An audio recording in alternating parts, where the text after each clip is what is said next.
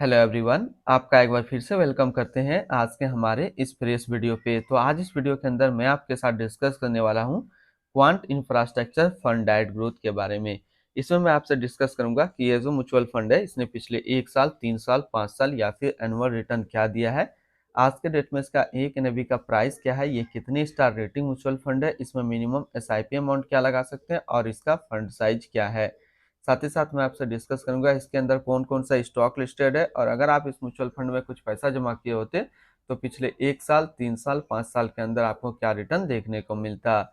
और लास्ट में मैं आपसे डिस्कस करूंगा कि क्या हमें quant infrastructure fund diet growth के अंदर इन्वेस्ट करना चाहिए या फिर नहीं करना चाहिए। अगर आपने ऑलरेडी इन्वेस्ट किया है तो क्या आप अपना एसआईपी या फिर लमसम को कंटिन्यू रखेंगे या फिर इससे अपना पैसा निकाल लेंगे। तो सबसे पहले इसकी 1 साल के रिटर्न के ऊपर बात करते हैं तो 1 साल में 78.26% का रिटर्न है। 3 साल के रिटर्न के ऊपर बात करते हैं तो 3 साल में 38.25% का रिटर्न है। 5 साल के रिटर्न के ऊपर बात करते हैं तो 5 साल में 38.71% का रिटर्न है।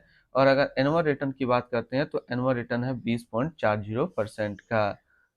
अब हम लोग एनएबी की बात करते हैं तो आज की डेट में इसका एक एनएबी का प्राइस है 43 रुपया 55 पैसा। रेटिंग की बात करते हैं तो ये एक 5 स्टार रेटिंग म्यूचुअल फंड है।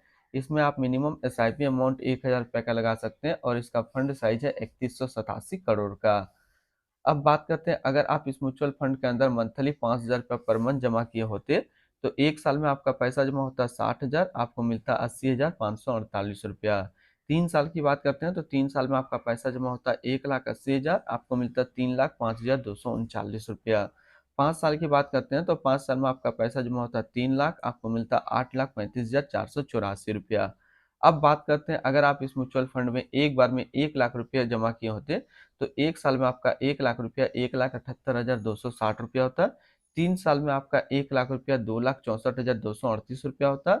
और 5 साल में आपका 1 लाख रुपया 5,13,498 रुपया होता है। होल्डिंग की बात करते हैं तो इसके अंदर जो टोटल स्टॉक लिस्टेड है वो टोटल 42 स्टॉक लिस्टेड है।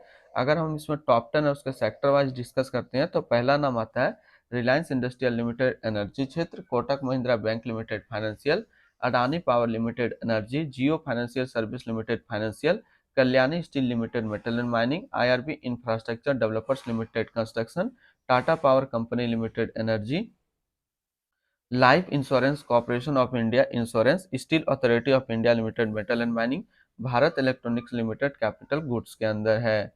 इसकी होल्डिंग एनालिसिस को अगर हम लोग समझे, इक्विटी पे है 91.7, डेबिट पे है 7 और कैश पे है 1.3%।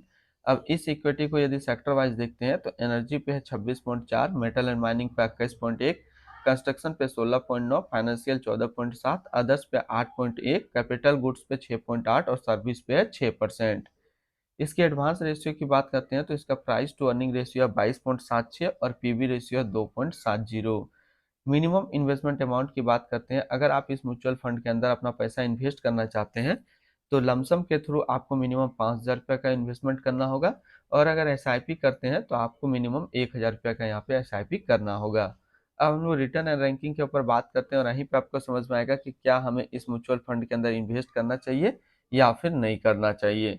सबसे पहले हम लोग बात कर लेते हैं क्वांट इंफ्रास्ट्रक्चर फंड का जो फंड रिटर्न है 1 साल में वो 78.3 है, 3 साल में 38.6, 5 साल में 38.7 और एनुअल है 20.4 का।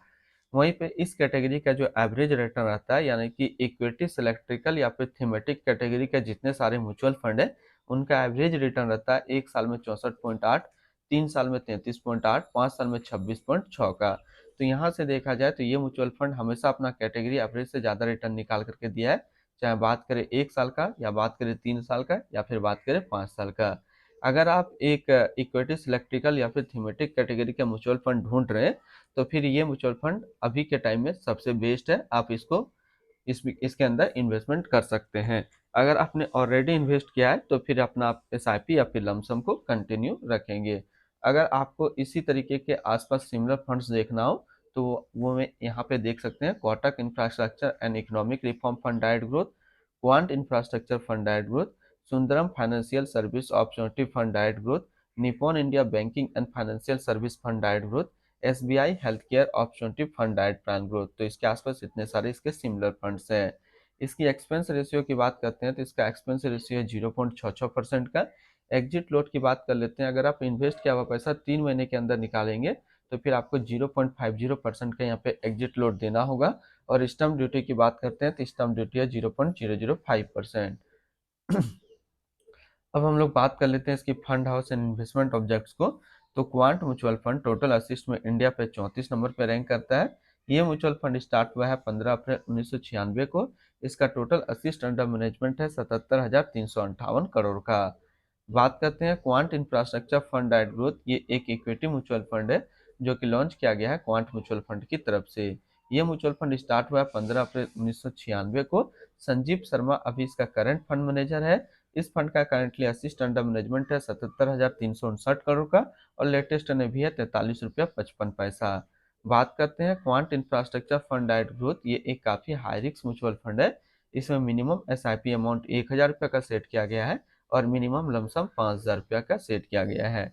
अगर आप इन्वेस्ट किया हुआ पैसा 3 महीने के अंदर निकालेंगे तो फिर आपको 0.50% का यहाँ पे एग्जिट लोड देना होगा। तो आज इस वीडियो के अंदर मैंने आपके साथ डिस्कस किया क्वांट इंफ्रास्ट्रक्चर फंड के बारे में। फिर मिलते हैं हम लोग नेक्स्ट कोई इस तरीके का वीडियो की अच्छी जानकारी को लेकर के।